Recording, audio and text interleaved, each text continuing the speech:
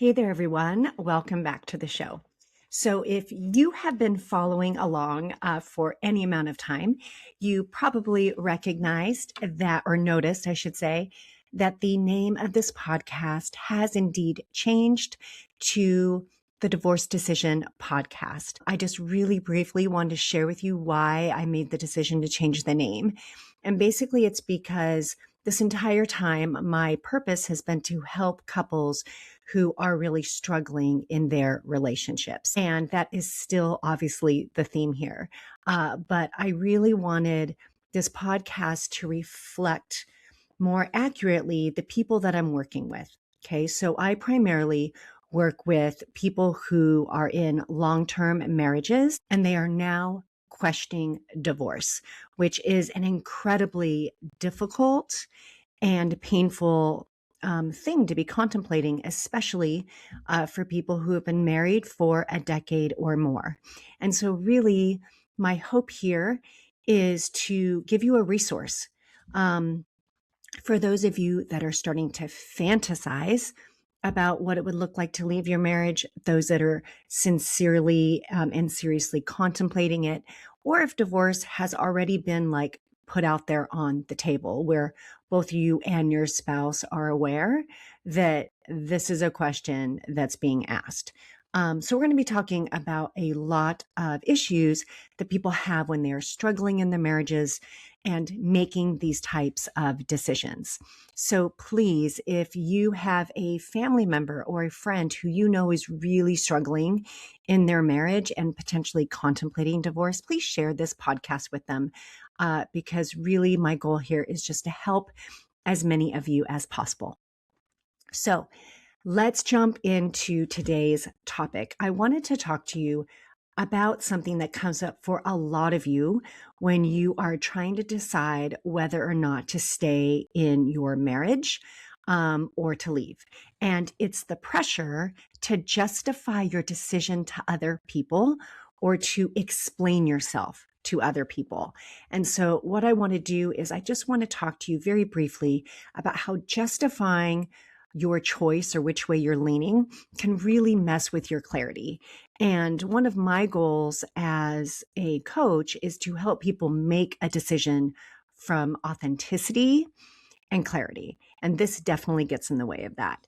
And I'm also going to share with you at the end kind of how to respond when people ask you about your decision or ask you about what's going on, because I want to help you respond in a way that doesn't make you feel like you have to justify yourself. And that's a little bit more neutral. So those are the couple things that I'm going to be covering today. And what I really find and what I'm finding with my clients is that once people know what's going on, it can really start to feel like you owe them an explanation. Like you need to convince them that your choice or the way that you're leaning is valid. It's almost like you have to make your reasons make sense to them. I know that I felt a lot of pressure when I started telling people in my first marriage that we had decided to go ahead and separate and get a divorce. And that was really, really challenging for me because I always felt like I had to justify myself. And so there are really two scenarios that I see where people feel a lot of pressure.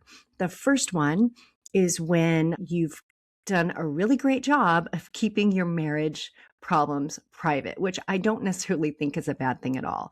But then what happens is people are caught off guard and then they ask all of these freaking questions. I know that's what happened to my first marriage, but then also my husband and I, we have some friends who on the outside, everything looked great. And then everyone was shocked in our friend group when we found out that they were actually getting a divorce. Everyone's like, whoa, what happened? They seem so happy. And I was just like telling my husband, I'm like, see, this is just another example of how you don't know what other people are going through. You don't know what happens behind closed doors. And the issues that people have. And, deciding to separate or divorce doesn't mean that one person is bad and the other person is good. Especially in this case, like both of these people are amazing people. They just had some stuff that they couldn't continue to get through or work through. The other scenario really that I see people feeling like they need to justify is when there's been something big happen, like, and big in public, like an infidelity or an addiction issue or some other like big major event. And suddenly everyone seems to have an opinion about what the heck you should do. Okay. I'm actually dealing with it right now with this with two of the couples that I'm working with. Their spouses both had affairs. And these particular people, obviously, they're choosing to stay in the marriage right now, and we're trying to work through it. And they're trying to make a decision of whether or not they want to stay in their marriage. And they're getting a lot of pushback and a lot of flack from their family members and from their friends. They're like, why don't you just leave? If it were me, I would just leave. And so we've spent quite a bit of time coaching just around not having to justify their decision to stay and see if they can work it out. So this idea of having to explain yourself and justify yourself works both ways, whether, you're thinking about leaving or thinking about staying. And so how does justifying or I'm going to call over explaining yourself mess with your clarity?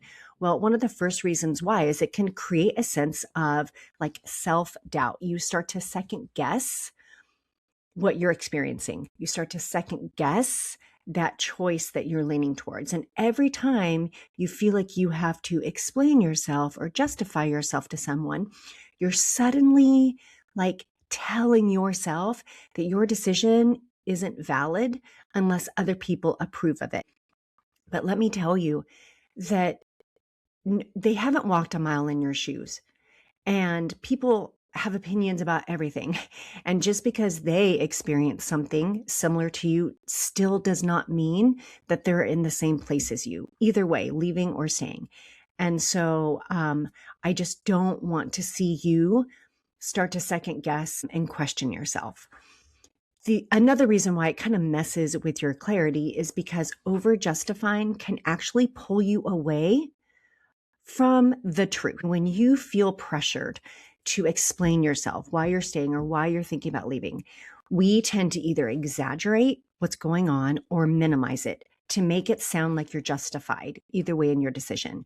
So for people who are leaning towards leaving, they have a tendency, or you would have a tendency, to make things sound worse than they actually are. And the reason why people exaggerate is because you kind of feel like if you make it sound really, really bad, then you have enough reason, you have enough proof, you have enough justification, which gives you permission and makes you feel okay in your decision to leave. And for those of you that are considering staying, you might do the opposite. You might minimize and downplay how serious things are because maybe you feel conflicted about staying, or you feel embarrassed or judged for what you're continuing to tolerate in your marriage. And so this is harmful because it means that you're no longer being honest about your experience. And if you're not being honest about what you're going through, it makes it harder for you to make a legitimate choice that is grounded and honest and conscientious. And the second part of this is that once you start exaggerating or minimizing, you can really lose sight of your part of this relationship. Of course, it's not you're not at fault for everything, but neither is your partner. And when you exaggerate or you minimize, you lose sight of your patterns, of your avoidance, of your reactivity, of your silence, of your choices. And if you don't get honest about your part, you really risk dragging all of the same unresolved crap into the future with you, either into the future of your current marriage or the future of a new relationship down the road if you choose to leave. And that's just really bad because either way, whether you stay or whether you go, really the hope is that you will go on to have a healthier future relationship. Another reason why justifying can really mess with your clarity is because it can lead you to minimizing the complexity of your relationship. I want you to think about that for a second. It can lead you to minimizing the complexity of your relationship.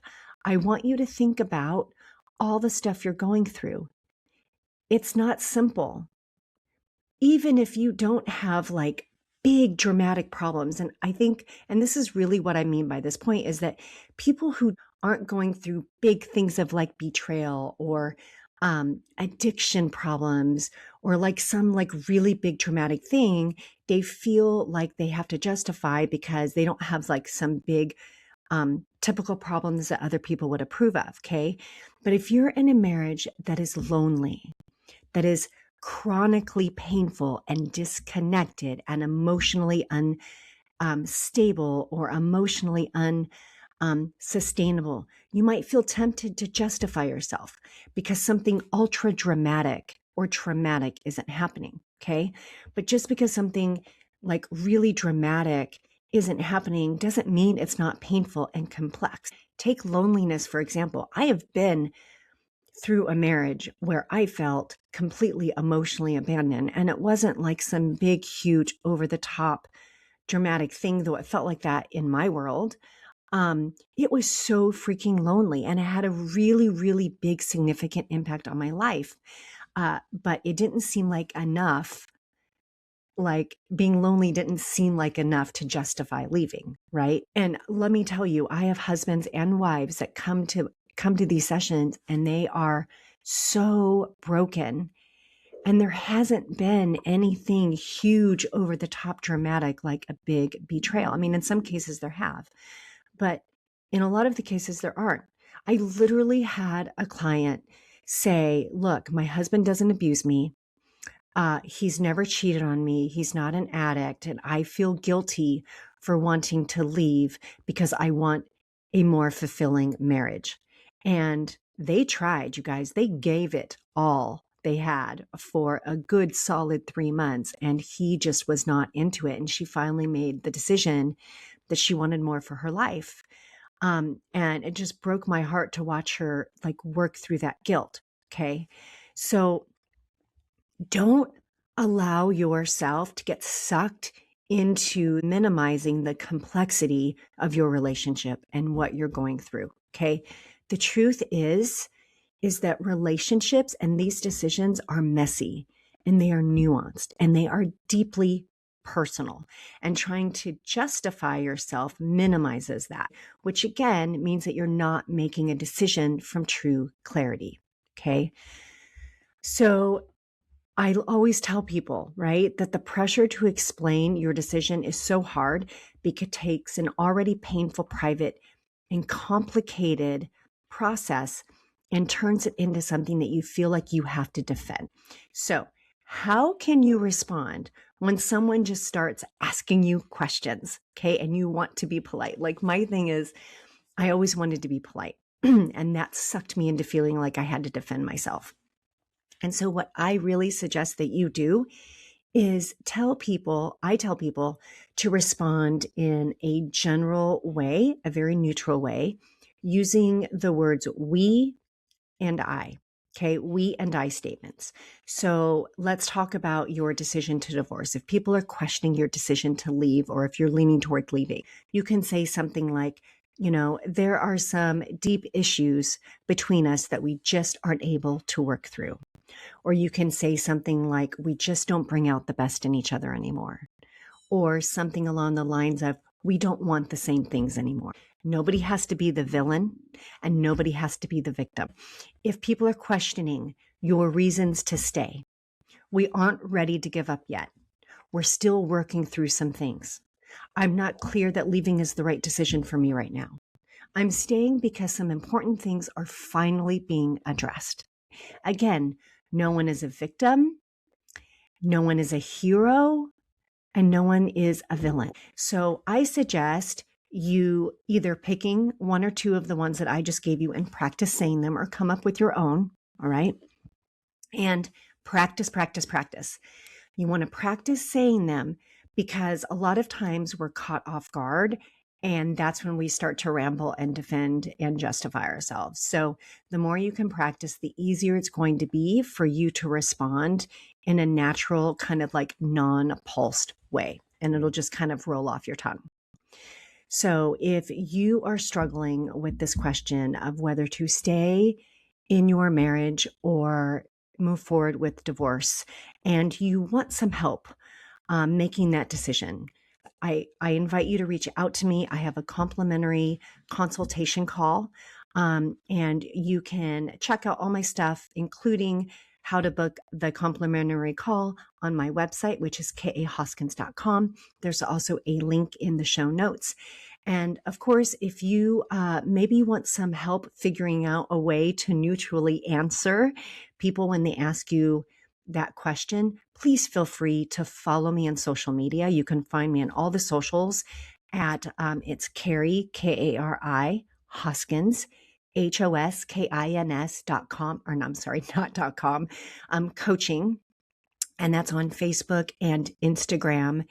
And also on YouTube. And you can shoot me a message, and I'd be more than happy to brainstorm some ways that you can answer the question that really feels authentic and honest for you.